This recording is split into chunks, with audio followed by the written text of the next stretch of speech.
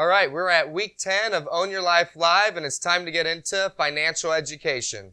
Before I get started, I need to share a book with you. It's called Rich Dad, Poor Dad by Robert Kiyosaki. This is the #1 selling financial education book out there.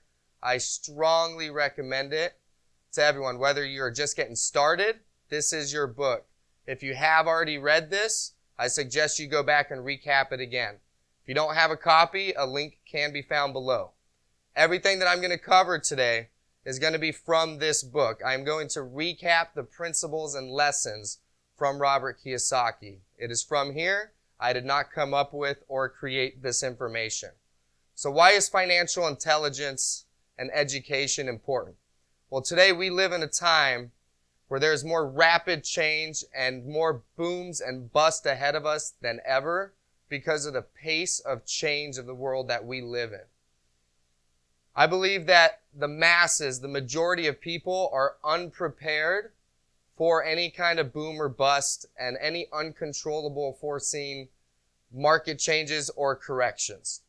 We're going to get much more in depth as we get through this process. This is the first week. We're going to cover the basics of financial intelligence.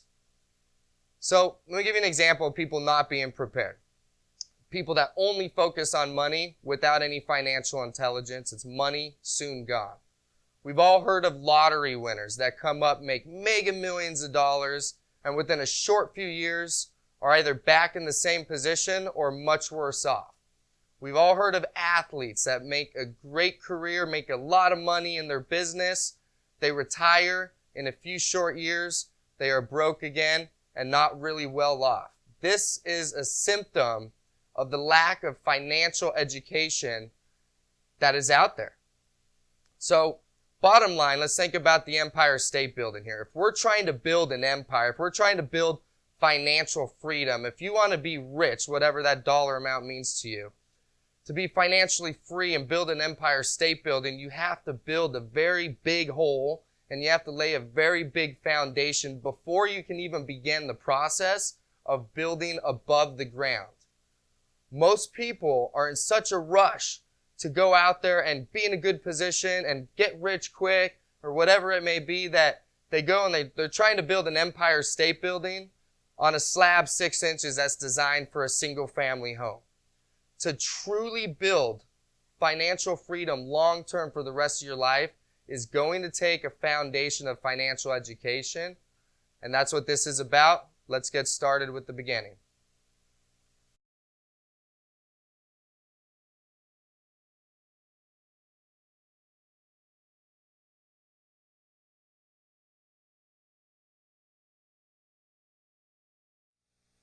All right, so lesson 1 from Rich Dad, Poor Dad is the rich don't work for money. There's a story after, and I'm going to try to recap it as quickly as possible.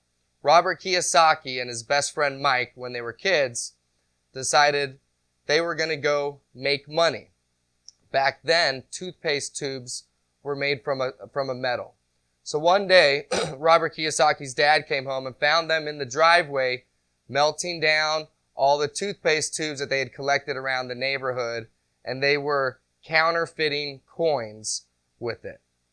His dad threw up his hand and said, "What are you guys doing? That's illegal." And they looked at him so proud that they had come up with a creative way. They said, "Dad, we're making money."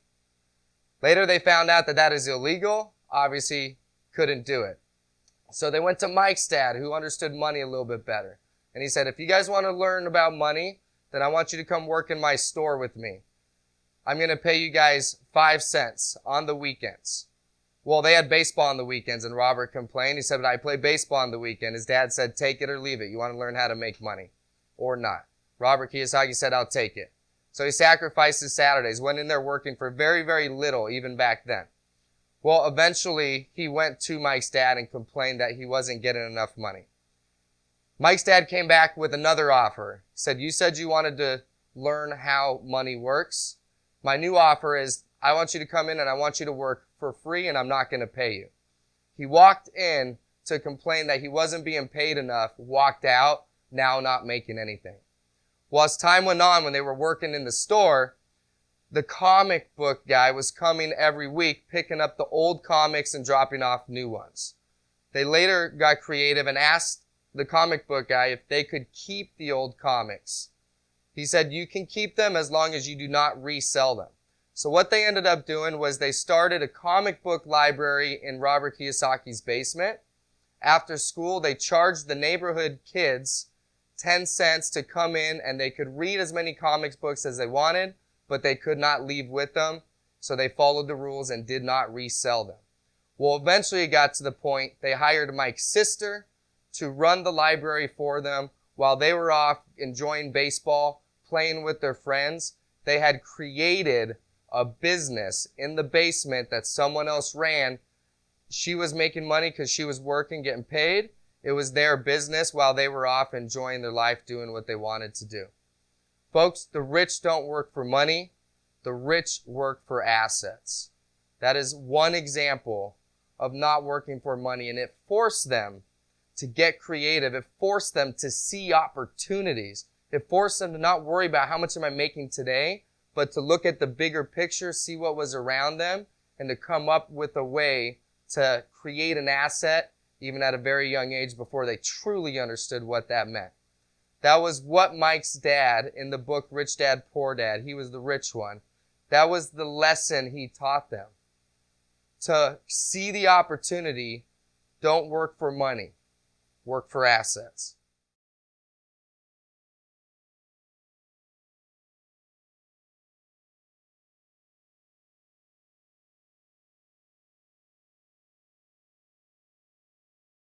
Alright, so this video here is by far the most important, yet the most simple video that I will shoot for the remaining of the financial education process here. So let's clear the air on what the difference between an asset and a liability are. So what defines an asset and a liability is very complicated if you were to go look it up. It may make sense if you're an accountant or a lawyer, but for the rest of us, it's very hard to determine what an asset and a liability are. So to determine what a real asset is and what a true liability is not found in the words. It is found in the numbers and the flow of the money. Assets, to put it very simple, put money in your pocket. Liabilities take money out of your pocket.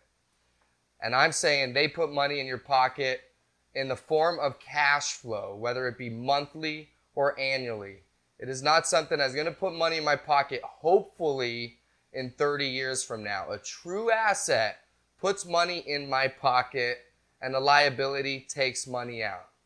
Ladies and gentlemen, it is that simple. It is so easy to comprehend that for some reason us as adults make it a lot more complicated than it really is. So if the numbers explain what a real asset is, here's the cash flow of an asset. You got an asset column here, puts money in your pocket. It's that simple. A liability, on the other hand, cash flow of a liability. Liability column takes money out of my pocket, hits the expenses, and flows out away from me. Ladies and gentlemen, it is that simple. If you want to become financially free, you must buy, create, build, trade for assets. You must increase the asset column and decrease the liability column. That is the difference between financially free, the rich, and the poor and the middle class.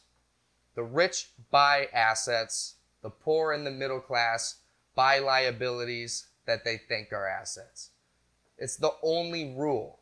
One rule, two words. Cash flow. Get some assets.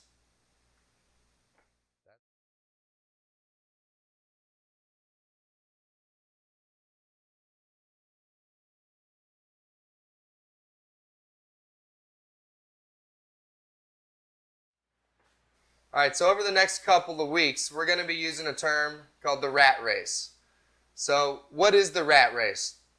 The rat race is when you are required to continue going to work to keep money coming in to pay for your expenses. It is if you stop working, the money stops coming, therefore the expenses of life stop getting paid. It's not an option, therefore you're in the rat race running in the circle.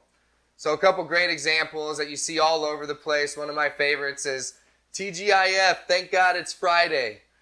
Great example of somebody that is absolutely at work Monday through Friday because they have to be, not because they want to be. They know that if they stop working, the money is going to stop coming as well. Another example, a personal favorite of mine, me and my buddy Curtis could be out on the boat in San Diego, sailing under the Coronado Bridge, looking around thinking, where's all the boats? Where's all the people? That's right, it's Tuesday. Everyone's at work. Rat race. All right, so it's everywhere around you. There's nothing wrong with it. People have to get through it, but the goal is definitely to get out of it. So how does the rat race start typically? The most common example is going to be a couple that's been dating, both have their own apartment, which means 2 separate rents. They decide to get married, move into a place together, therefore they're saving money because they're not paying 2 rents anymore. Realizing they're saving money and they want to, have their future, what are we supposed to do? Let's go buy a house. And let's not just buy a house because we're saving so much. We want to get the nicest furniture in there. Let's get some new appliances, the pots and pans, and the whole 9 yards. Let's get some consumer debt going here. Well, a little bit of time goes by. John gets a promotion at work. Hey, more money coming in. Maybe this is a good time for us to go have that kid. Since we're going to have a kid, we're definitely going to need a second car. So they go and finance the car as well. And since we are so close to the beautiful lake right here, we've been wanting a jet ski. We just got a promotion. Things are going well. Let's go get that jet ski for the family. Well, as time has gone on, their liability column is going to be stacked with expenses. John and Susie now have to continue going to work. If they stop going to work, their paycheck or salary stops coming. Therefore, the expenses stop getting paid. It's just not an option for expenses to not get paid. Therefore, you are stuck in the rat race working to pay expenses. That is what the rat race is. Since the direction of money tells a story, let's go over this chart. So you have the cash flow of a poor person. They've got their job. They get paid in the form of a salary, maybe a paycheck.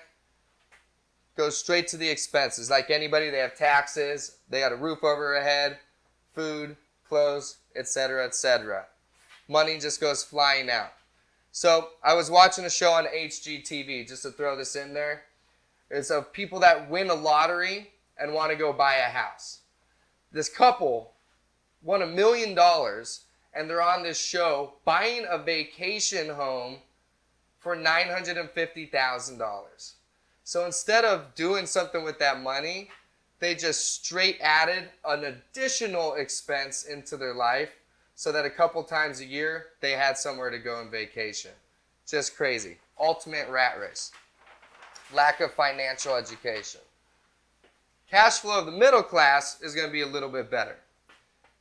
They've got a nice house. They're probably well educated, maybe a college degree, so they're going to have some student loan. At least 1 car loan, if not 2, and some good credit card debt. But the situation is the same. They're in the rat race. They've got to go to work. They've got to collect their salary. In this case, the money flows to the liability column. This is going to be the big difference maker between the poor and the middle class. At least they have some liabilities. And that still creates a lot of expenses, and the money is going to flow out. So that's the big difference between the poor and the middle class. Financially free people know that it's all about assets. They buy, build, create, trade for assets. They know they need to stack the asset column because when they do that, that will create their income. Whether they go to work, whether they're selling on a boat in San Diego or whether they're on South Beach in Miami, they have built, bought, created, and traded for assets like real estate, stocks, bonds, notes, intellectual property. Obviously, there's many, many more. But by stacking the asset column, they no longer have to go to work to create an income. From there, expenses and liabilities will be paid. Last one here. Middle class, small assets, lots of liabilities. Financially free, the rich focus solely on assets, keep their liability down. The poor simply don't have assets or liabilities. They just go to work to get their paycheck. Ladies and gentlemen, it's this simple. We're going to have other videos that get more in depth on assets, and liabilities kind of take care of themselves. You're going to have some liabilities in life. The idea is to minimize them. Use the money from liabilities to buy assets. Because if you can get to the point where your asset column is buying your liabilities, that's the difference. That is financial freedom. That is being out of the rat race when you are no longer required to go to work. So what I'd like to do is end it right there and just let that sink in. Maybe even write this chart out in your own personal life. What liabilities do you have? Remember the definition. Liabilities take money out of your pocket. Create a list. What assets do you have? What do you own that literally puts money in your pocket in the form of spendable, investable cash flow? The good news, guys, is that anybody can get out of the rat race. Again, remember the lottery winner that in a couple years was broke?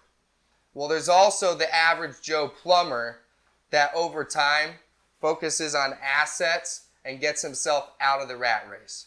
It's not about how much money you make. It's about how much money you keep and for how long and for how many generations. I don't care what your job is. Start focusing on your asset column. Start minimizing your liability column. Whether it takes 10 years, 20 years, the average person's willing to work until they're 65. So I'd say most of us have some time to get our financial education up to focus on our assets. Thanks for watching. We'll see you next week.